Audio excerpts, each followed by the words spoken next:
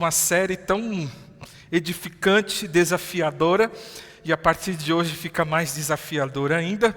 Nós vamos falar sobre alguns assuntos que talvez você nunca ouviu falar dessa forma, talvez vai trazer um certo desconforto para você, e eu já venho avisando isso já de alguns domingos que a gente ia chegar aqui, e nós chegamos. Mas, antes da gente entrar no assunto de hoje, nós começamos essa série discutindo a seguinte pergunta: afinal de contas, o que é igreja? Se a gente não sabe o que é igreja, se a gente não voltar à essência da igreja de Jesus Cristo, em vão será a gente aprender sobre outros assuntos relacionados à igreja. Então, no primeiro capítulo dessa série, a gente reservou aí 3 domingos para falar sobre o que é igreja, e um grande resumo é: a igreja é Jesus, a igreja é de Jesus, o dono da nossa igreja é Jesus Cristo.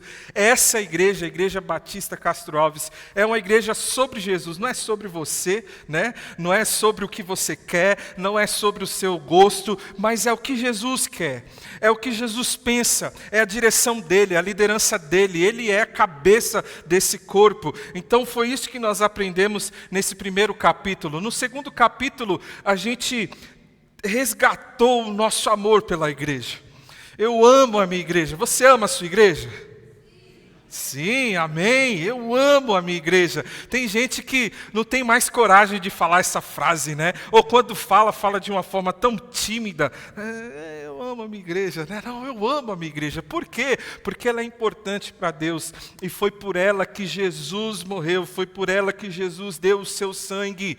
Nós precisamos morrer de amor por nossa igreja também. Assim como Deus fez por nós. Deus enviou o seu único filho para morrer na cruz do Calvário. Hoje a gente estava estudando na EBD e a gente viu que quem ama a Deus é aquele que dá a vida pelos seus irmãos. Que bênção! A gente precisa dar a nossa vida pela nossa igreja, nós precisamos amar a nossa igreja, precisamos resgatar esse amor pela igreja local. E na semana passada, então, nós começamos esse último capítulo que será dividido aí em alguns domingos, marcas de uma igreja para os nossos dias.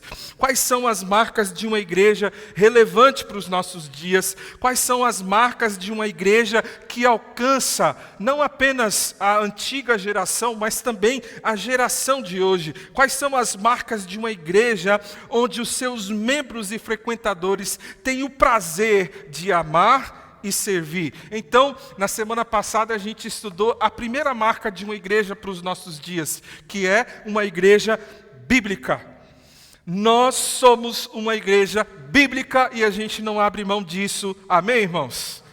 Não vamos abrir mão disso. A gente vai ser uma igreja, somos uma igreja e continuaremos sendo uma igreja direcionada pela palavra de Deus, uma igreja bíblica, que os nossos relacionamentos, que as nossas palavras, ações e atitudes demonstrem claramente que nós somos uma igreja bíblica. Se você ainda não assistiu esse episódio, eu encorajo você fortemente a assistir. Muito importante para você de fato entender as marcas de uma igreja para os nossos dias. Não adianta ver uma só, mas eu quero que toda a igreja, todos os membros principalmente, ouçam, aprendam sobre essas marcas. Então, se você não pôde vir na semana passada, ainda não assistiu, você sabe onde ir, né? Vai lá no canal do YouTube, coloca lá Igreja Batista Castro Alves, e está lá o corte só com a nossa mensagem, tá bom? Uma igreja bíblica.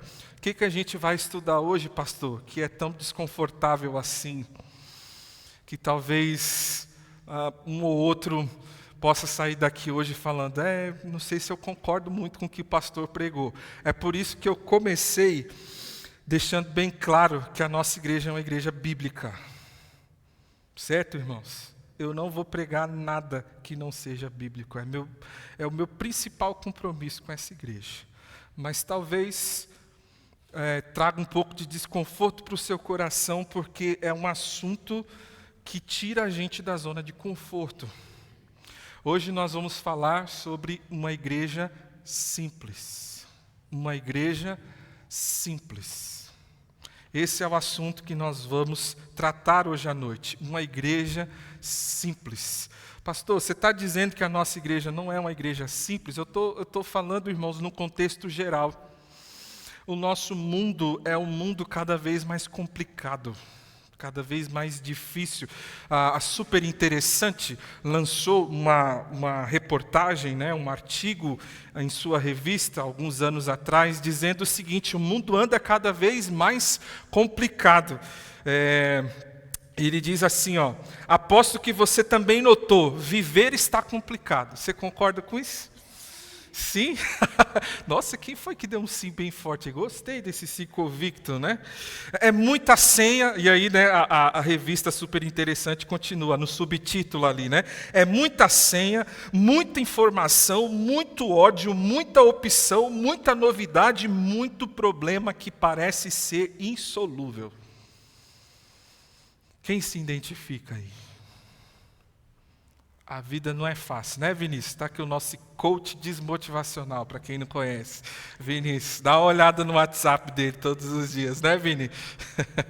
Meu amigão. A grande verdade, meus irmãos, é que a vida está cada vez mais complexa, complicada, pesada, cansativa.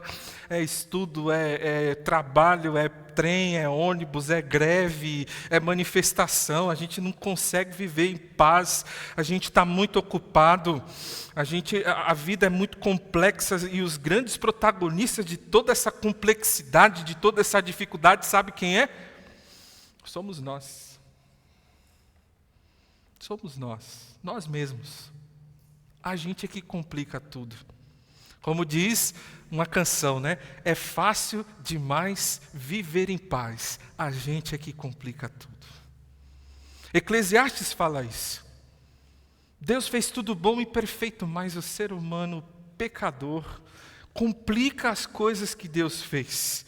Interessante que um dos homens mais inteligentes e brilhantes que já existiu, Albert Einstein, ele disse o seguinte: no meio da complexidade, encontre a simplicidade.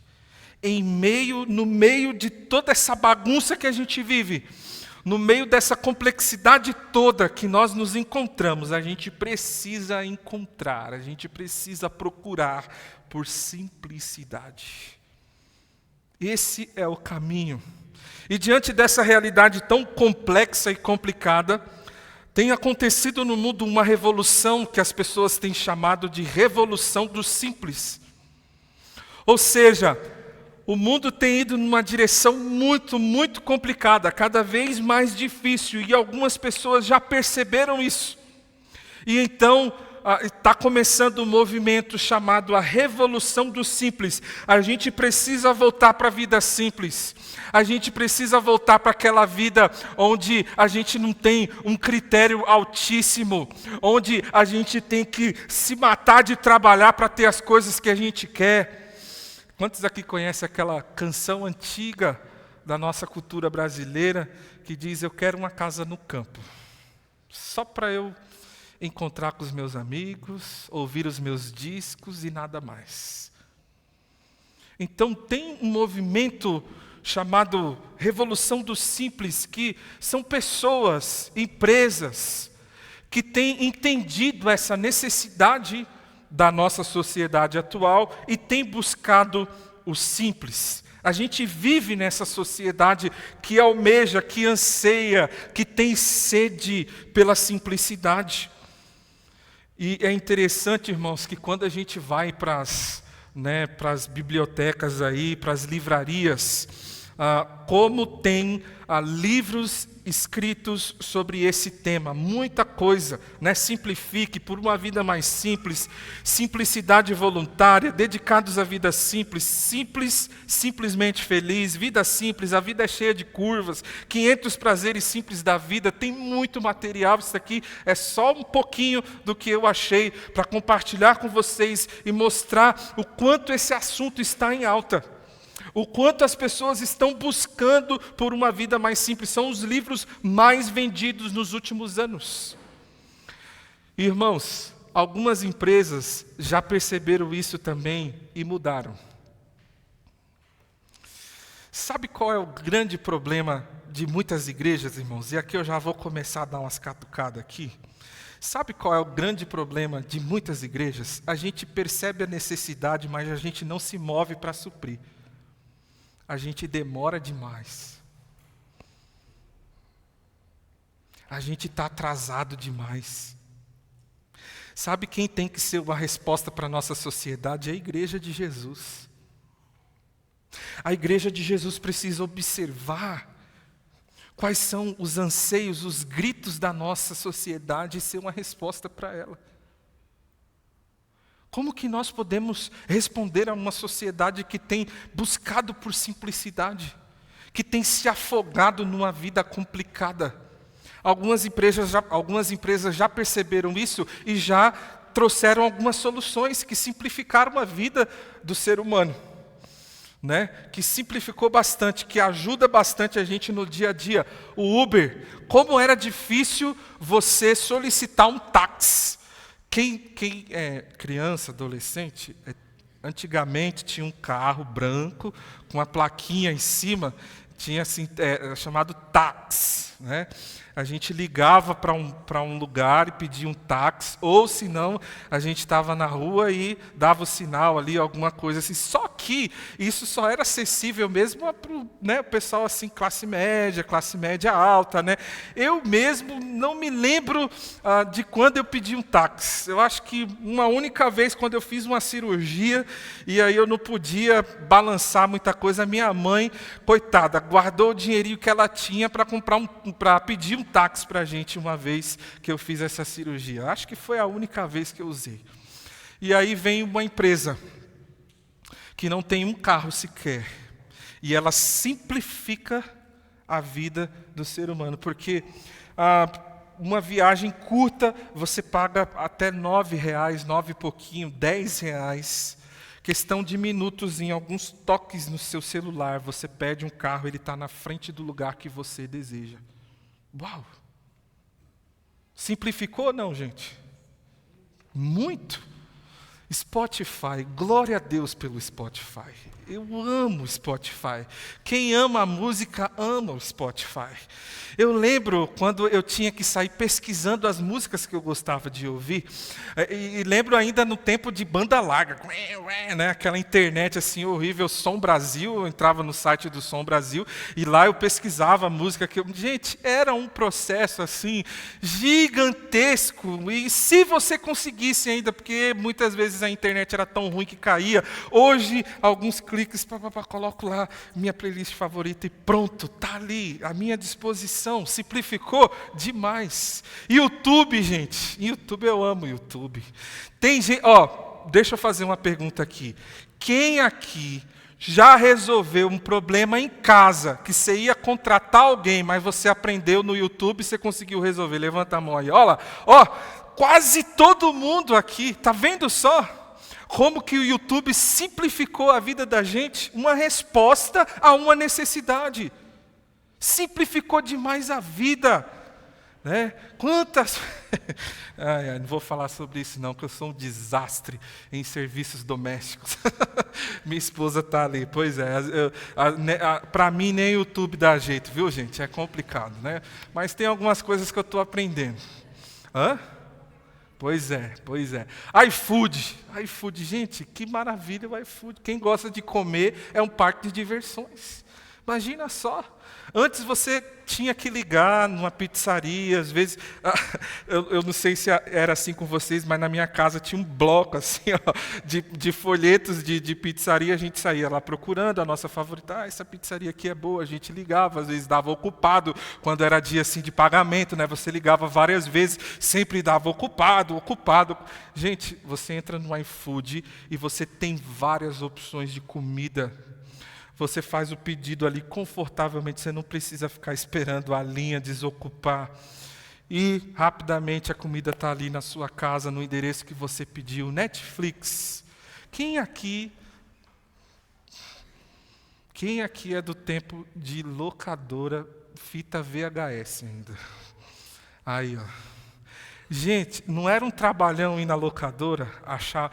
E quando o filme era lançamento ainda, você tinha que entrar numa fila, anotava o meu nome lá, tal, Alex, não sei o quê, e aí ele via lá, vai ficar um dia com fulano, e lançamento era assim, era só um dia, né? Você não podia ficar mais que um dia com aquele lançamento. E você tinha que ir até a locadora poderia ser muito longe, não sei. Você tinha que ir na sessão, né? Ou seja, você tinha que procurar a sessão ali, ação, drama, ficção, não sei o quê. E você procurava fita por fita, e aí você tinha que fazer uma ficha na locadora. E se você devolvesse atrasado, você tinha que pagar uma multa. Olha que complicadíssimo isso. Vem a Netflix e tem milhares de filmes à sua disposição. Você não precisa sair de casa, nem levantar do sofá. Jovens e adolescentes, vocês deem graças a Deus, viu? Ou não, né? Porque parece que a vida era um pouco mais legal antigamente, né? Não? Mas a ideia aqui é a questão da simplicidade, do simplificar, do facilitar. Então, está muito mais fácil. O WhatsApp, eu me lembro quando eu assistia aqueles filmes do futuro, onde as pessoas faziam ligação de vídeo, e eu falava, meu, que legal, cara, você faz ligação, você vê a pessoa do outro lado, que negócio chique, maravilhoso, parecia algo tão distante. Hoje, com alguns cliques, você liga para um parente, para um amigo que está longe, você consegue ver. Às vezes faz aquela chamada com a família toda, é uma bagunça, né? Todo mundo falando ao mesmo tempo e tal, e você vê a pessoa do outro lado. O WhatsApp simplificou demais a comunicação. Antes era através de e-mail, e se a pessoa olhasse ainda, não é? Agora, em questão de segundos, você consegue se relacionar, você consegue se comunicar com as pessoas. É impressionante como as empresas observaram essa necessidade da nossa sociedade e trabalharam para ser uma resposta, trabalharam para simplificar os processos.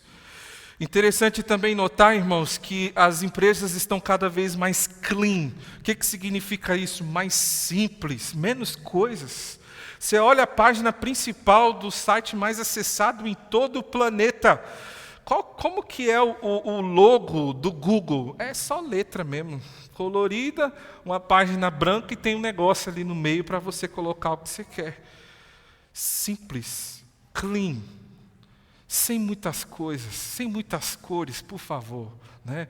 Olha, você olha para os logotipos hoje das empresas, e as empresas mais famosas hoje são as mais simples. O Google, palavras. Você olha para a Nike, que é uma empresa de calçados, é um sinal de certo, de correto. Você olha para o McDonald's, é simplesmente um M. Um M é o logo do McDonald's, um M. Só isso. E a Apple, uma das empresas mais bem-sucedidas no mundo, é uma maçã mordida. Tudo isso só mostra o quanto a sociedade tem buscado por uma vida mais simples. A gente vive num momento onde as pessoas anseiam por uma vida mais descomplicada. O mundo corporativo percebeu essa necessidade e decidiram ser uma resposta, decidiram trazer soluções para esse problema, e os resultados estão aí, irmãos. Contra fatos não há argumentos. As empresas mais ricas, milionárias no mundo, são empresas que trazem uma resposta para essa necessidade da simplicidade para as pessoas. As empresas que estão simplificando são as empresas que estão crescendo, são as empresas mais ricas, são as empresas mais relevantes no mundo. A pergunta é, e a igreja? Vamos voltar aqui para o nosso foco. E a igreja? As igrejas também precisam ser mais simples, na sua opinião? Pergunto para você. Será que a gente precisa ser mais simples? Como que a igreja tem respondido a essa necessidade tão grande da sociedade atual, dos nossos dias? Infelizmente, assim como o mundo, a igreja também tem se tornado cada vez mais complexa. Tem muitas igrejas complicando demais as coisas. Se ser igreja hoje, para muitas pessoas, é sinônimo de ser chato. É sinônimo de ser cansativo, maçante, desanimador. O que era para ser simples tem se tornado cada vez mais complexo. Muitas pessoas, quando ouvem a palavra igreja, já pensam em dificuldade, complexidade. Já pensa em algo inacessível. A grande verdade, meus irmãos, é que é muito mimimi, é muita burocracia, é muita religiosidade, é muito tradicionalismo, é muito cerimonialismo, é muito ritualismo, é tanta programação ao ponto da gente não ter tempo para descansar, ficar com a família. E outra coisa, é muito não que não existe na Bíblia. E é muito tem que fazer que Deus nunca mandou a gente fazer. Esse é um retrato de muitas igrejas hoje. A gente fica fazendo confusão por coisas secundárias. Quando a gente deixa de focar naquilo que realmente importa. De verdade, tem alguns eventos, algumas coisas que a gente faz que a grande vontade é cancelar. Porque às vezes a gente foca tanto no evento, a gente se preocupa tanto com os detalhes, que a gente está brigando pelo evento e a gente se esquece daquilo que é o propósito do evento. A gente está discutindo aqui, enquanto há pessoas precisando de atenção aqui.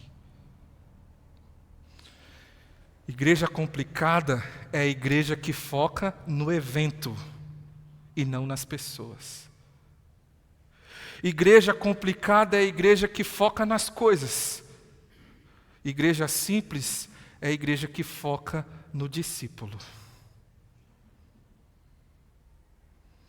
É a igreja que foca no relacionamento. Pastor Sidney Costa, um grande referencial para mim, ele é pastor da Igreja Memorial em Alphaville, tem uma história linda de ministério. Um cara que começou revitalizando uma igreja que era em cima de uma borracharia com 50 pessoas. Hoje a igreja dele é uma grande referência aqui em São Paulo. São mais de 3.500 membros e uma igreja séria que prega o evangelho. Porque tem muita gente que acha que igreja grande não é igreja de Deus. Você está enganado. Tem muita igreja crescendo e crescendo para a glória de Deus. Essa é uma delas. Pastor Sidney Costa. E certa vez falando sobre igreja, ele disse o seguinte: algumas igrejas estão muito longe daquilo que Jesus criou. Quando eu leio Atos, percebo que a igreja era muito mais simples do que a dos nossos dias. Houve um momento em minha vida que cansei de igrejas complicadas. Alguém aqui se identifica, não precisa levantar a mão, com o pastor Sidney Costa? Quem aqui já teve esse mesmo sentimento? Cara, eu cansei de igreja complicada. Eu cansei de brigar por coisas que não fazem sentido. Você já passou por isso? Então, irmãos, a pergunta é: como simplificar? Como ser uma igreja simples? Como ser uma igreja que será uma resposta que a sociedade tanto precisa? E eu quero desde já responder essa pergunta para você. Se nós queremos ser uma igreja simples, nós precisamos olhar para Jesus. Ele é o nosso maior exemplo de simplicidade. Jesus é simples. O evangelho de Jesus é simples. Jesus é o maior revolucionário do simples de toda a história. A revolução do simples não começou alguns anos atrás. A revolução do simples começou em Jesus.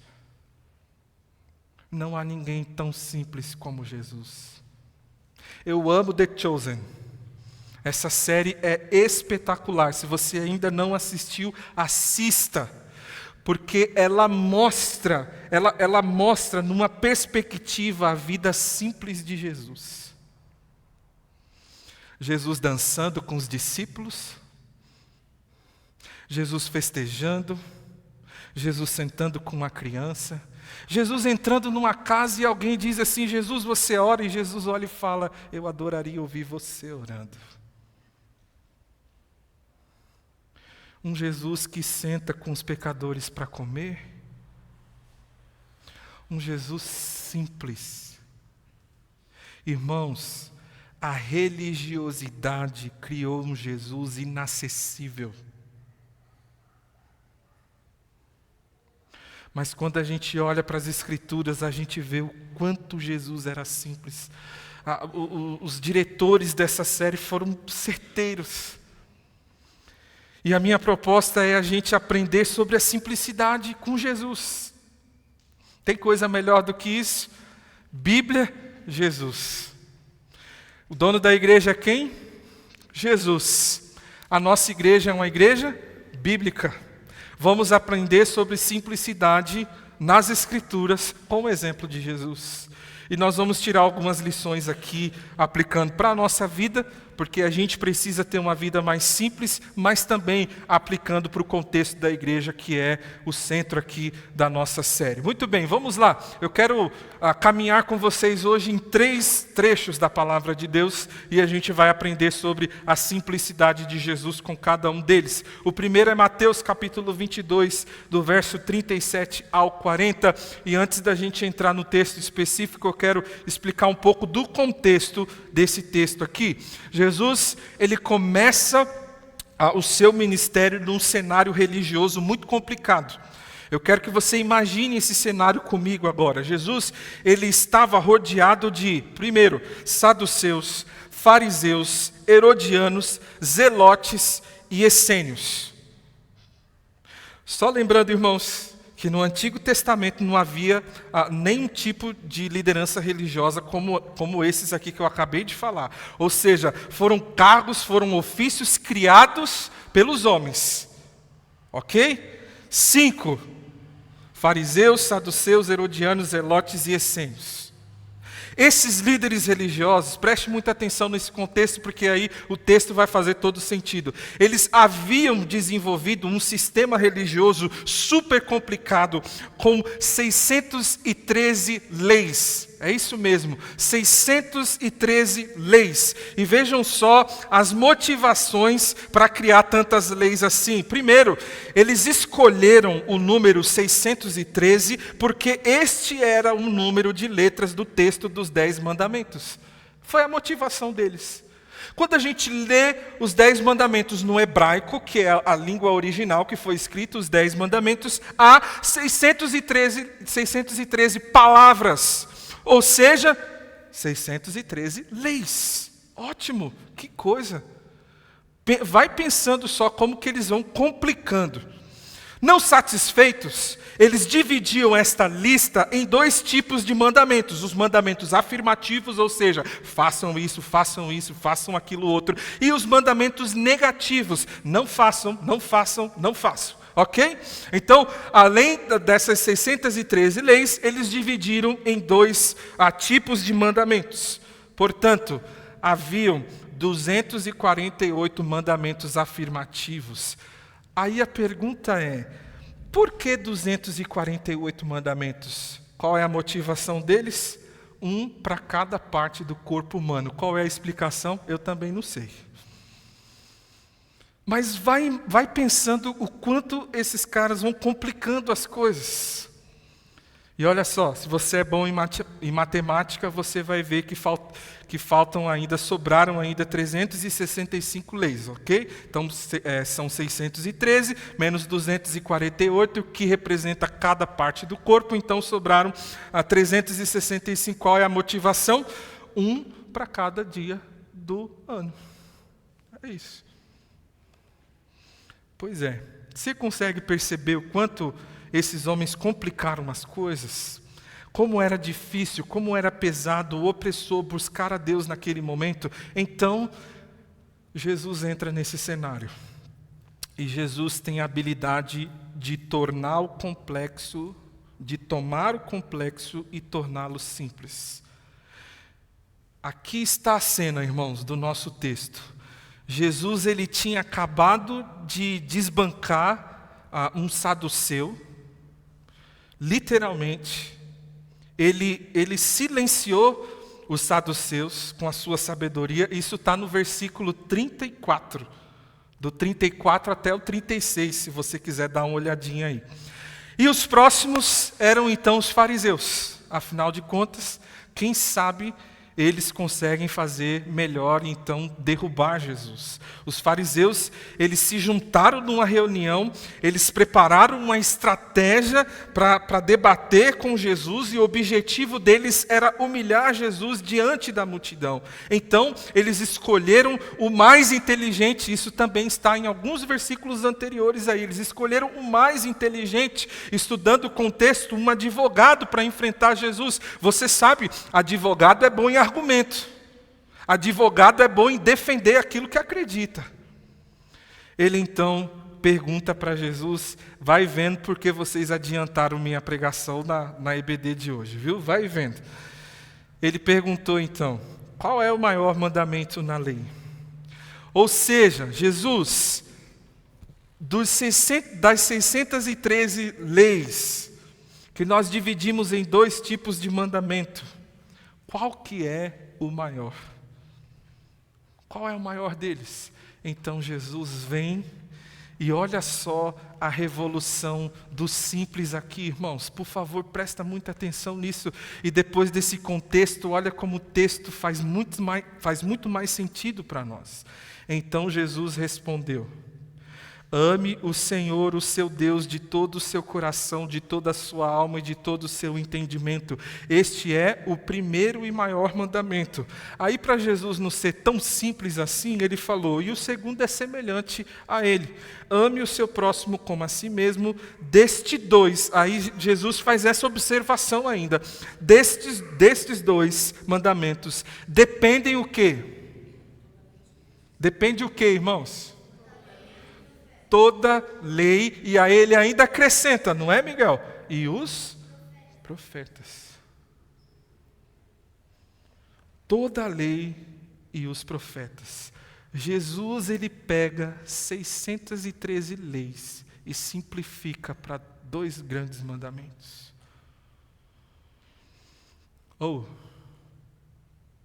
que vocês estão ensinando aí? O que vocês estão acrescentando aí? Ama a Deus, ama o próximo. Acabou. 5 primeiros mandamentos dos 10 mandamentos são mandamentos relacionados com Deus, nosso relacionamento vertical. Os outros 5 relacionados ao nosso relacionamento com o próximo. Como você aprende a amar a Deus? Primeiros 5 mandamentos. Como você aprende a amar o próximo? Os outros 5. Aí Jesus vem toda essa casta religiosa, complica tudo, aí Jesus vem e fala o seguinte, olha, ama a Deus, ama o próximo. Irmãos, Jesus não está diminuindo o padrão da lei, Jesus não estava abolindo a lei, ele estava captando todo o seu espírito, toda a sua essência em uma única afirmação. Jesus disse que tudo depende disso. Ele resumiu 613 leis em 2 mandamentos. Jesus pegou a complexidade e o desenvolvimento da lei e a tornou muito mais simples, acessível e leve. Esse é Jesus de Nazaré, nosso amado Mestre, nosso Senhor e Salvador. Outro texto que eu quero ler com vocês aqui é o texto de Mateus capítulo 11, dos versos 20 a 30. Outro texto onde nós vemos claramente a simplicidade de Jesus. É esse texto, quando ele diz que o seu jugo é suave e o seu fardo é leve. Só que a gente precisa também olhar para o contexto. Jesus, ele era um rabino, Jesus, ele era um mestre. E na cultura judaica, irmãos, cada rabino tinha uma carga de ensino. E essa carga era sua instrução, seus ensinos, sua mensagem. E muitos rabinos e mestres colocavam sobre os seus aprendizes cargas de ensino muito pesadas e totalmente legalistas. E essas cargas levavam as pessoas, ao invés de levar as pessoas para perto de Deus, essa carga era tão pesada que levavam as pessoas para longe de Deus. Ao invés de atraí-las para o Senhor, essas leis tão pesadas, legalistas, elas afastavam as pessoas de Deus. As cargas desanimavam. Se tem uma coisa que desanima a gente, é carregar um peso que a gente não suporta. Então Jesus entrou nesse cenário e ele disse: venham a mim, todos os que estão cansados e sobrecarregados. Jesus não está falando de alguém que tem um monte de sacola na mão. Jesus não está falando de alguém que está com um mochilão nas costas, não. Jesus está falando desses aprendizes que tinha uma carga muito pesada de leis, de ensinamentos que eram inacessíveis. Então Jesus disse: venham a mim. Deixa esses rabinos para lá. Eu vou dar descanso para vocês. Tomem sobre vocês o meu jugo e aprendam de mim, pois sou manso e humilde de coração, e vocês encontrarão o quê? Descanso para as suas almas. E aí Jesus termina o texto dizendo: pois o meu jugo é suave e o meu fardo é leve. Deixa eu te falar uma coisa, meu irmão e minha irmã. Você que está em casa também, preste muita atenção nisso. Se o seu relacionamento com Deus é pesado, se o seu relacionamento com Deus é um jugo que tem te desanimado, talvez você está se relacionando com Deus por méritos e lei e não por amor. Você está indo a Deus com uma carga que você não pode suportar. E esse não é o convite de Jesus para você. Irmãos, por que muitas pessoas desanimam da fé? Por que muitas pessoas desistem de suas igrejas locais? Porque o fardo que estão colocando sobre elas é pesado demais. Mas esse não é o convite de Jesus. Jesus não convida ninguém para sobrecarregar. Jesus nos convida para nos aliviar. Jesus disse: meu jugo é suave, meu fardo é leve.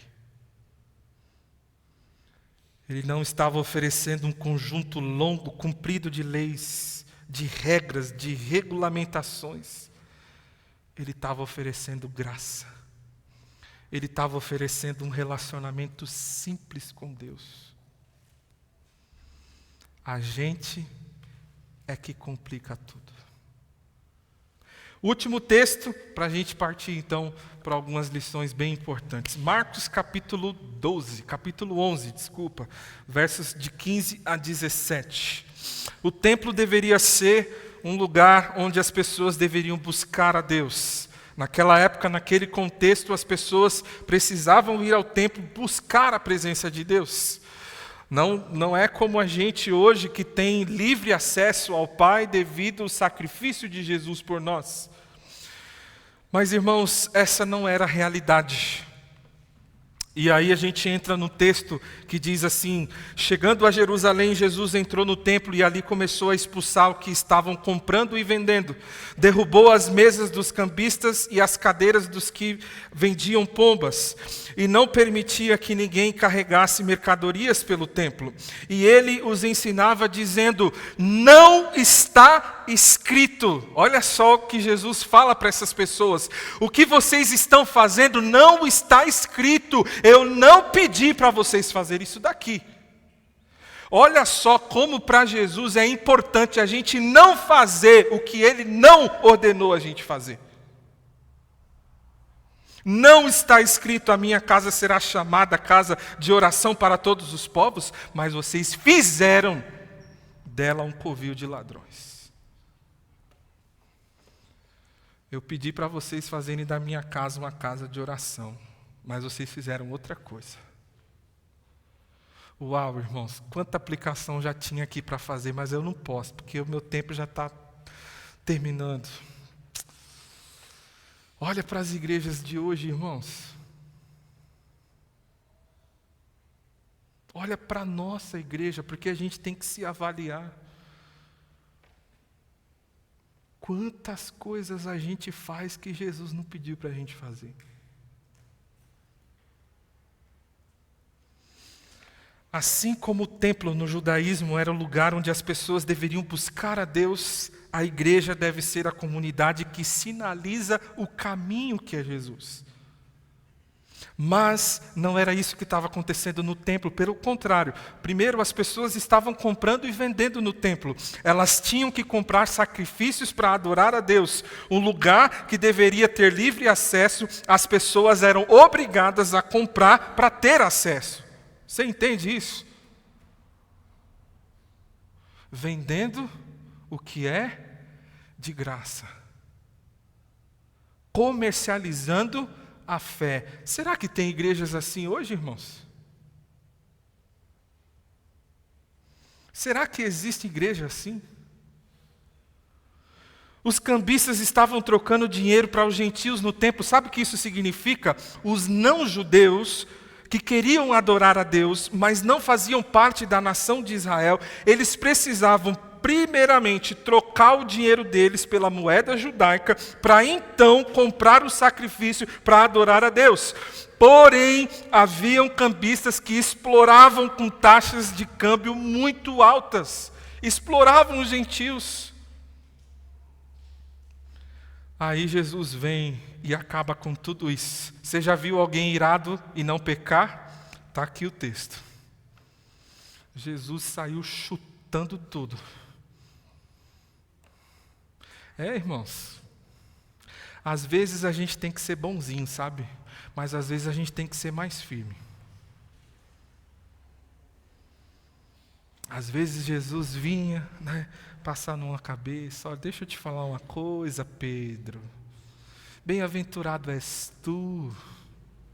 Mas teve momentos que Jesus olhou para Pedro e falou: arreda daqui, Satanás. Jesus entra no templo, vê esse cenário e ele sai chutando as barracas, sai expulsando os vendedores, os cambistas. Jesus tirou o que era desnecessário. Jesus expulsou o que iria contra o propósito. Jesus colocou para fora, irmãos, o lixo. Jesus faxinou, Jesus limpou, Jesus simplificou, Jesus facilitou. Irmãos, Jesus é o caminho, e eu quero que você saia com esse princípio aqui no seu coração. Jesus é o caminho e ele não precisa de pedágios.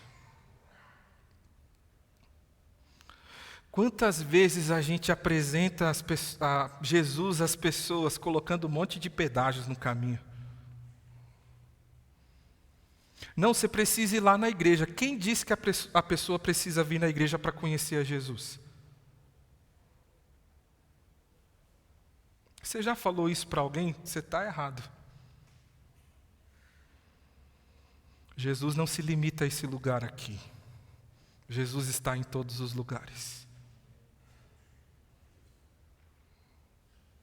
E a gente vai colocando pedágios. Você tem que se batizar. Eu lembro quando acontecia de alguns jovens se interessarem por jovens não cristãos lá na nossa juventude. E era muito interessante, porque os jovens que estavam paquerando ali, outros que não eram cristãos, era muito claro. Você precisa ir para a igreja. Na hora que o pastor pedir para levantar a mão, você levanta, tá bom? Aí a gente pode namorar. É o namoro evangelístico. Irmãos, isso é antibíblico. Isso é satânico. A salvação é de graça. Sempre foi. Mas nós colocamos pedágios. A igreja, ao longo dos anos, vai colocando coisas que são desnecessárias. A gente exige coisas dos membros, dos frequentadores que Jesus não exigiria. A gente vai colocando fardo, peso, responsabilidade. Os mesmos fazem tudo. E eles estão cansados. estão em falta em casa, não estão sendo os melhores funcionários, não estão brilhando por Jesus, porque estão sobrecarregados demais. Será que isso é bíblico? Quais são as lições que a gente aprende então com Jesus sobre a simplicidade? Vocês ainda estão comigo? É muita pancada, né? Desculpa aí, irmãos, eu sei. Primeiro eu apanhei, para depois a gente apanhar junto de novo. O homem é especialista em complicar. Jesus é especialista em simplificar. Saiba de uma coisa, por causa do pecado no coração, nós somos inclinados a complicar as coisas. Toma cuidado, porque se o nosso mestre é Jesus, e se o grande propósito de Deus é formar a imagem de Cristo em nós, a gente não tem que complicar, a gente tem que simplificar. Amém, irmãos? Essa é a primeira lição que a gente aprende. Mas uma outra lição que eu quero compartilhar com vocês é essa. Enquanto o legalismo cansa e sobrecarrega, Jesus suaviza, traz leveza e dá descanso. O que você tem visto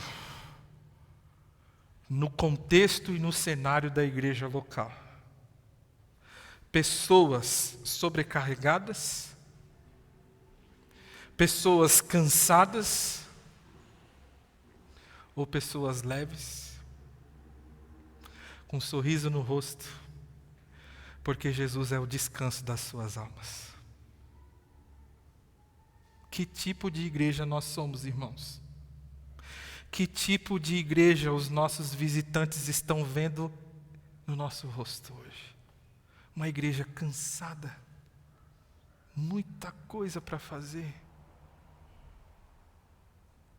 Ou uma igreja com um sorriso no rosto, que ama se reunir, que se alegra quando está junto, adorando, bendizendo o nome de Jesus, que quando está servindo, não serve porque é obrigação, serve porque é resultado do seu amor por Deus. O que as pessoas estão vendo em nós?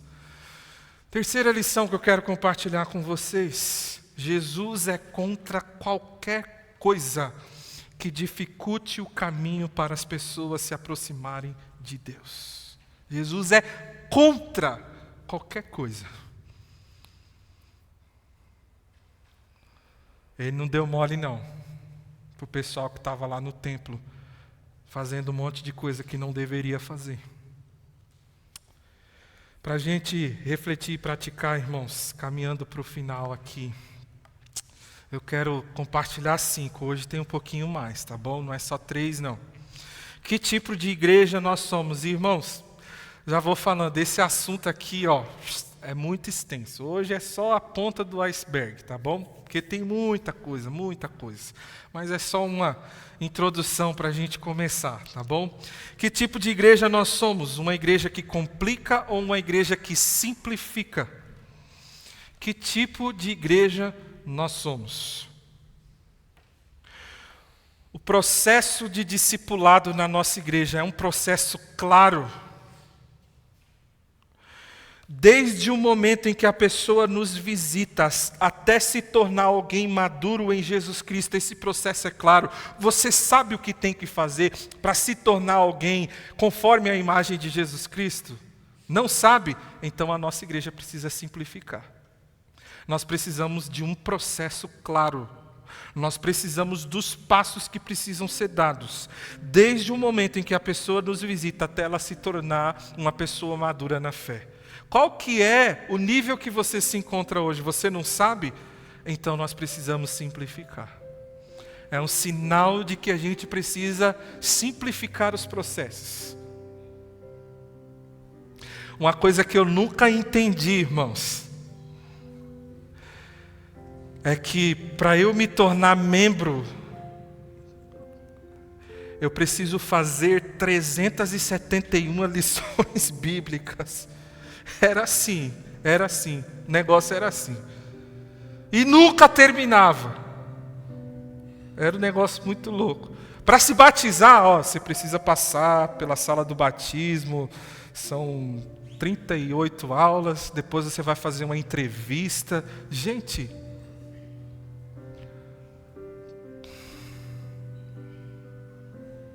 é importante a pessoa entender o que ela está fazendo, não é? A gente também não vai chegar aqui e falar, puf, né, vou te batizar aqui, pronto, Deus abençoe, vai em nome de Jesus. Não, a gente explica, mas será que precisa de um processo tão grande assim? Para ser simples, é preciso focar no essencial. Qualquer outra coisa pode se tornar um peso. Pastor Digo, da Igreja Ponte, lá de Recife, ele foi um dos preletores do congresso que eu participei algumas semanas atrás, e ele disse uma frase que me impactou muito. A gente prioriza demais o adicional e ignora demais o essencial. Quem aqui toma açaí? Levanta a mão. Quem aqui toma adicional com açaí? Eu tomo. Eu boto mais leite condensado do que açaí, e coloco aquelas bolinhas coloridas, e aí depois põe aqueles palitinhos, bota paçoca, é uma delícia. Aí vira adicional com açaí, né? Não é açaí com adicional. Irmãos, pastor Digo, ele trouxe essa reflexão para a gente. A gente valoriza demais o adicional e esquece do essencial. O açaí, você saiu de casa para tomar açaí, não foi para comer leite condensado com paçoca. A gente foi chamado para ser igreja, irmãos. A gente não foi chamado para ser juiz. A gente foi chamado para simplificar. A gente foi chamado para apontar. A gente não foi chamado para ser uma coluna. A gente não foi chamado para ser o véu que Jesus rasgou. Não. Antes de perguntar o que devemos fazer, precisamos perguntar o que deixar de fazer. Antes de acrescentar o que é essencial, nós precisamos desfazer do que é desnecessário. E aí é que está o desafio, irmãos, porque a gente gosta do adicional, a gente gosta, é gostoso. Mas a palavra de Deus diz: despojai-vos, revesti-vos. Querem experimentar o novo de Deus? Queremos ver a nossa igreja crescer? Queremos ser resposta para a sociedade hoje? A gente tem que se despojar de algumas coisas. Vocês estão dispostos a fazer isso? Isso é desconfortável, é doloroso, mas é necessário. Ou senão a gente continua como nós estamos. A gente se conforma. Mas eu creio que essa não é a vontade de Deus para nós. Eu creio que Deus quer ver a gente avançando, irmãos. Eu creio que Deus quer ver essa igreja crescendo. Mas crescer é desconfortável. Porque a gente vai ter que mexer em coisas que a gente não gosta de mexer. A gente vai ter que tirar coisas que eu gosto tanto, é tão gostoso, é tão bom. Quarto, olha só que pergunta que eu quero que você reflita durante toda essa semana. Como seria se Jesus fizesse uma faxina nas igrejas de hoje? Como ele fez lá no templo. Embaçado, né, Amaury? Como é que seria essa faxina? O que ele de fato ordenou a gente fazer? E sabe, irmãos, essa pergunta nos mostra uma verdade. Tem tantas igrejas ocupadas fazendo o que quer, que não tem tempo para fazer o que Deus quer. Você entendeu isso? Tem tanta igreja ocupada fazendo o que quer. Não, a gente gosta disso, a gente curte isso, a gente tem que fazer isso. Tão ocupada com o que quer fazer, que não tem tempo para fazer o que Deus quer que a igreja faça. Eu não sei não como seria essa faxina, viu? Mas ia dar muito trabalho. Ia dar muito trabalho. Umas igrejas mais do que outras, mas ia dar muito trabalho. Irmãos, esse movimento do menos é mais não começou agora, começou em Jesus. Menos é mais. Para Jesus, menos é mais. Jesus não nos chamou para realizar eventos, e eu quero que você entenda isso daqui, por favor. Não saia chateado comigo daqui hoje à noite, viu, Camilo? Deus não nos chamou para realizar eventos. A nossa igreja não é uma empresa que realiza vários eventos, não. Jesus nos chamou para pegar o evangelho e fazer discípulos. Ou seja, não tem nada de errado com o evento, mas quando o evento perde o propósito, evento é evento. Evento é evento. Quando a gente faz um evento para a gente receber nossos amigos que não são cristãos, mas a gente não tem a capacidade de sentar com eles e conversar sobre Jesus, evento é evento. Quando a gente faz um culto para pregar o evangelho para as pessoas que precisam conhecer Jesus, mas a gente não tem a capacidade de trazer pessoas à igreja para ouvirem do evangelho, esse evento é evento. E tantas outras programações que a gente pode pensar. Se a gente faz o que a gente faz para alcançar aqueles que precisam ser alcançados, mas a gente não tem a capacidade de cumprir com esse propósito, o evento toma o lugar do propósito. Vocês estão entendendo, irmãos? Sim, por favor, diz que sim. Sim, quando o evento toma o lugar do propósito, é evento. É evento. A gente está mais preocupado com os detalhes, a gente está mais preocupado com os erros, a gente está mais preocupado com o programa, a gente está mais preocupado, ai meu Deus, tomara que dá certo. E aí tem alguém sentado ali que precisa ouvir de Jesus, mas a gente está tão ocupado fazendo as coisas que a gente não tem tempo para a pessoa. A gente está tão ocupado dentro da igreja que a gente não tem tempo para ir lá fora e alcançar o perdido. As igrejas completam todos os finais de semana com programações, todos os sábados, todos os domingos. Aí, quando a sua família se reúne para comemorar alguma coisa, você não pode ir, porque é culpa da igreja. Seus amigos te convidam para um almoço, mas você sempre fala, eu não posso por causa da minha igreja. Se eu fosse seu amigo, eu ia falar, eu nunca quero ir na sua igreja, porque você nunca pode ir para as coisas por causa da sua igreja. Vocês estão entendendo, irmãos? Precisamos de programações? Claro. Precisamos realizar eventos que têm como objetivo servir a nossa comunidade? Claro que precisamos. Precisamos de evento para edificação da igreja? Precisamos. Mas se todas essas coisas faz a gente tirar o foco do que é o propósito da igreja, é evento. A gente não vai conseguir cumprir a missão de Jesus. A gente não vai conseguir alcançar. Uma igreja simples é uma igreja que eu amo. Uma igreja simples é uma igreja que as pessoas têm procurado. E eu quero dizer para você hoje à noite, talvez você saiu de uma igreja porque ela era complicada demais. Uma igreja que te sobrecarregou demais. Eu quero dizer para você, em nome de Jesus, que a gente está lutando para ser uma igreja cada vez mais simples e parecida com Jesus. Eu quero que você encontre aqui não uma carga pesada que te desanime, mas um Jesus que traz suavidade, simplicidade, que traz descanso para a sua alma e para o seu coração. E se a nossa igreja precisar mudar algumas coisas para que isso aconteça, a gente vai mudar. Se a gente precisa abrir mão de coisas desnecessárias para focar no essencial, a gente vai fazer. Para a honra, glória e louvor de Jesus Cristo. Amém, irmãos? Jesus é o descanso. Jesus, o jugo dele é suave. Seu fardo é leve. O que a gente precisa é de Jesus. Nada mais. Vamos ficar de pé, vamos fazer essa oração.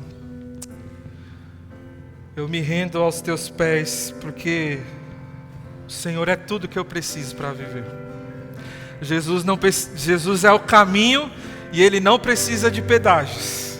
Ele é tudo o que a gente precisa, como igreja, como povo do Senhor. A sociedade, o que ela mais precisa é de Jesus. Ele traz descanso e alívio para nós. Vamos cantar?